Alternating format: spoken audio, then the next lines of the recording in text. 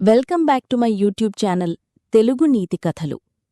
Story 16 of 125 stories of Tenali Ramakrishna. ఈరోజు story ముల్లంగి పాయసం. Let's start our story. ఒకప్పుడు విజయనగర సామ్రాజ్యంలో బుద్ధి, చతురత, హాస్యంతో ప్రసిద్ధుడైన తెనాలి రామన్ జీవించేవాడు. అతని తెలివితేటలు రాజు శ్రీకృష్ణదేవరాయలకే కాదు, మొత్తం రాజ్యానికి ఎంతో ఉపయుక్తంగా ఉండేవి. ఏ సమస్య వచ్చినా తన చమత్కారంతో పరిష్కారం చూపే తెనాలి ఇంట్లో మాత్రం సాధారణ మనిషిలానే ఉండేవాడు. ఒక సాయంత్రం తెనాలి రామన్ తన భార్యతో మాట్లాడుకుంటూ ఇంటి ముందున్న బెంచ్పై కూర్చున్నాడు. ఆ రోజు అతను ఒక స్నేహితుని ఇంటికి వెళ్ళివచ్చాడు. ఇంటికి వచ్చాక అతను అనుకోకుండా గట్టిగా డొక్కు పెట్టాడు. అది విన్న అతని భార్య ఆశ్చర్యంగా చూసి, ఏమండీ, ఏమైంది? మీరిలా డొక్కు పెట్టడమంటే చాలా తిన్నట్టుంది. ఏమి తిన్నారు అని అడిగింది. తెనాలి నవ్వుతూ, అయ్యో, నేను చాలా రుచికరమైన పాయసం తిన్నాను. నిజంగా చాలా రుచిగా ఉంది అని చెప్పాడు. ఆమె కళ్ళు పెద్దవిగా చేసి, అయ్యో, నిజమా? ఈ పాయసం మీరు ఎక్కడ తిన్నారు అని ఆసక్తిగా అడిగింది. తెనాలి కొంచెం గర్వంగా, ముల్లంగితో చేసిన పాయసం నా స్నేహితుని ఇంట్లో తిన్నాను. ఎంతో రుచిగా ఉంది అన్నాడు. అది విన్న వెంటనే అతని భార్యకు ఆశ్చర్యం కలిగింది.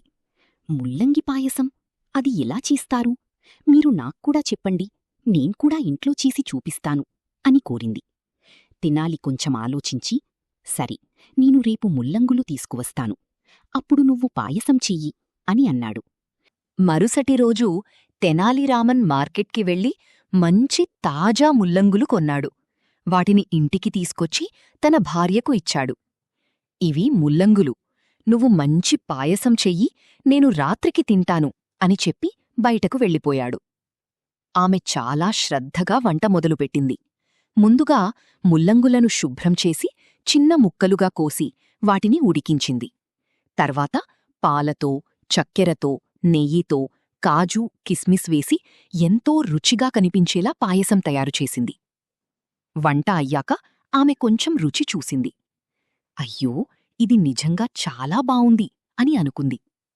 అంతలోనే తెనాలి ఇంటికి వచ్చాడు. అతను చాలా ఆకలిగా ఉన్నాడు. ఏమైంది, పాయసం తయారైందా అని అడిగాడు. ఆమె నవ్వుతూ, అవును, చాలా రుచిగా తయారైంది, మీరు రుచి చూడండి అని చెప్పింది. తెనాలి బాగా తిన్నాడు. నిజంగా ఆ పాయసం చాలా రుచిగా ఉండటంతో అతను ఆనందపడ్డాడు. కొన్ని రోజులు గడిచాయి. ఒకరోజు తెనాలి మళ్లీ తన స్నేహితుని ఇంటికి వెళ్లాడు. అక్కడ మళ్లీ ముల్లంగి పాయసం తిన్నాడు. తిరిగి ఇంటికి వచ్చాక మళ్లీ డొక్కు పెట్టాడు. ఈసారి అతని భార్యకు అర్థమైంది. మళ్లీ మీరు పాయసం తిన్నట్టున్నారు కదా అని అడిగింది. తెనాలి నవ్వుతూ, అవును, మళ్లీ తిన్నాను అన్నాడు. ఆమె వెంటనే, మరి ఈసారి కూడా ముల్లంగులు తెచ్చి ఇవ్వండి, నేను మళ్లీ చేస్తాను అని చెప్పింది. తెనాలి అంగీకరించి, సరే, రేపు తీసుకొస్తాను అన్నాడు. మరుసటి రోజు తెనాలి మళ్లీ మార్కెట్కి వెళ్లి ముల్లంగులు కొనుగోలు చేశాడు. ఇంటికి తీసుకొచ్చి భార్యకు ఇచ్చాడు. అతను బయటికి వెళ్లిన తర్వాత ఒక చిన్న ఘటన జరిగింది. ఇంటివద్ద ఉన్న మేక ముల్లంగుల వాసన పసిగట్టి లోపలికి వచ్చింది. ఎవరూ లేరు కాబట్టి ముల్లంగులను ఒక్కొక్కటిగా తినడం మొదలుపెట్టింది. కొంతసేపటికి ముల్లంగులు అన్నీ తినేసింది. అక్కడ ఎలాంటి ఆనవాళ్లూ లేకుండా వెళ్ళిపోయింది. తెనాలి భార్య వంటగదికి వచ్చి చూస్తే ముల్లంగులు కనిపించలేదు. ఆమె ఆశ్చర్యపడి, అయ్యో, ముల్లంగులు ఎక్కడికి పోయాయి అని అనుకుంది. చుట్టూ వెతికింది. చివరకు అర్థమైంది, మేకే వాటిని తినేసింది. అప్పుడు ఆమె కొంచెం ఆలోచించింది. ఇప్పుడు తెనాలి వస్తే ఏమని చెప్పాలి అని కంగారుపడింది. సాయంత్రం తెనాలి ఇంటికి వచ్చాడు. ముల్లంగి పాయసం సిద్ధమైందా అని అడిగాడు. ఆమె కొంచెం తడబడుతూ, అది ముల్లంగులు లేవు అని చెప్పింది. ఎలా లేవు? నేను తెచ్చి ఇచ్చాను కదా అన్నాడు. ఆమె నిజం చెప్పింది. మన మేక వచ్చి వాటినన్నింటినీ తినేసింది అని చెప్పింది. తెనాలి కాసేపు ఆలోచించి, అలాగా, మరిప్పుడు పాయసం ఎలా అని అడిగాడు. ఆమె బాధగా, ఏమీ చెయ్యలేకపోయాను అని చెప్పింది. అప్పుడు తెనాలి చిరునవ్వుతో, పర్లేదు, ముల్లంగులు లేవంటే మరో మార్గం చూస్తాం అన్నాడు. అతను కొద్దిసేపు బయటికి వెళ్ళి వచ్చాడు. చేతిలో ఒక చిన్న సంచి ఉంది. ఇది తీసుకో అని భార్యకు ఇచ్చాడు. ఆమె చూసి ఆశ్చర్యపోయింది. అందులో గుమ్మడికాయ ముక్కలున్నాయి. ఇది గుమ్మడికాయ కదా అని అడిగింది. తెనాలి నవ్వుతూ, అవును, ఇప్పుడు గుమ్మడికాయ పాయసం చెయ్యి అన్నాడు. ఆమె అర్థం కాక, కాని మీరు ముల్లంగి పాయసం కూరారు కదా అని అడిగింది. తెనాలి చిరునవ్వుతో, ముల్లంగులు లేవు కదా, ఇప్పుడిది సరిపోతుంది, త్వరగా పాయసం చెయ్యి అన్నాడు. ఆమె గుమ్మడికాయతో పాయసం తయారుచేసింది. అది కూడా ఎంతో రుచిగా వచ్చింది.